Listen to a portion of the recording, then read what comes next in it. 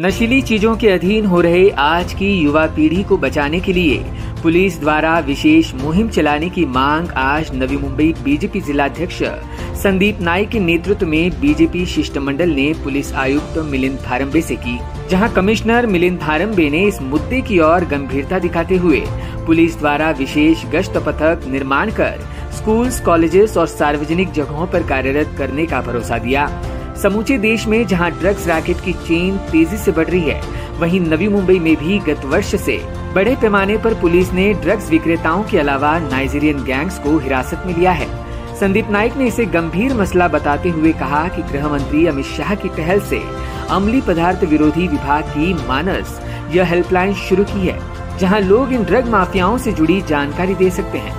संदीप नाइक ने कहा कि यह जिम्मेदारी न केवल प्रशासन की है बल्कि हर नागरिक की है। नागरिक असतील किंवा हे डिस्ट्रीब्यूट करणारे काही जे ठिकाणी ज्या टोळ्या असतील यांना पकडण्यात बऱ्यापैकी यश हे नवी मुंबई पोलीस कमिशनर यांना आलेलं आहे।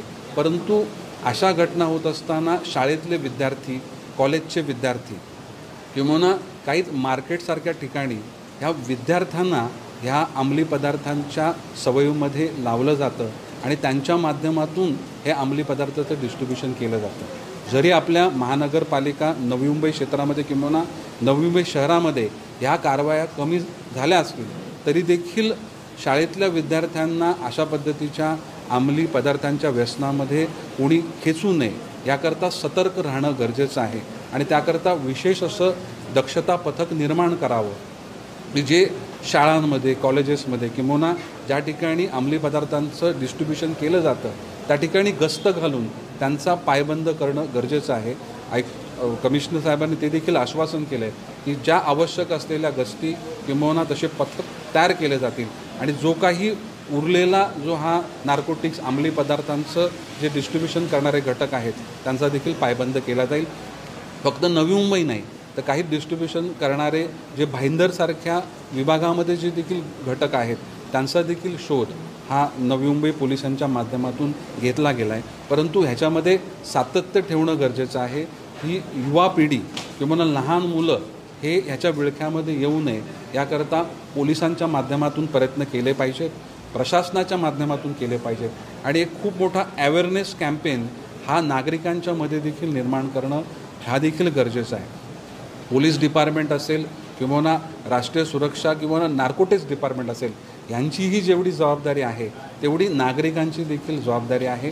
अशा कुठल्या घटना किंवा असं कोणी डिस्ट्रीब्यूट करतंय अशी जर त्यांना माहिती पडली तर ती मानस ही वेबसाईट आहे तिथे त्याची माहिती दिली गेली पाहिजे आणि नागरिकांनी देखील आपल्या मुलांचं वर्तन काय आहे, मुलांचं येणं जाणं कुठे आहे, मुलांच्या सवयी काय आहेत ह्याच्यामध्ये झालेला बदल हा देखील समजला पाहिजे। जर तिन्ही विभागाकडून जर एक योग्य पद्धतीचे प्रयत्न केले गेले तर ह्या अंमली पदार्थांच्या विळख्यामध्ये येणारे जी लहान मुलं आहेत किंवा तरुण वर्ग आहे यांना कुठेतरी रोख लावण्यामध्ये आपल्याला यश मिळू शकतं। सर, ह्या परिवाराला ड्रंक अँड ड्राईव्हचं बळी पडलेला आहे त्यांची देखील मुद्दा आपण बघा ही म्हणजे ह्या जून महिन्यामध्ये जो अपघात झाला आणि ज्या घटकानं जो अपघात केला त्याचे CCTV फुटेज असताना देखील त्याला अजून पकडलं गेलं नाही। आज आयुक्त महोदयांना त्या परिवारासमेत आज त्यांची भेट घेतली आणि आयुक्त महोदयांनी आश्वासित केलं की लवकरच जो गुन्हेगार आहे किंवा ज्यांनी तो अपघात घडवला त्याला पकडलं जाईल आणि जे कलम त्याला लागतात ते योग्य कलम त्याच्यावर लागतात। Bureau input EW network.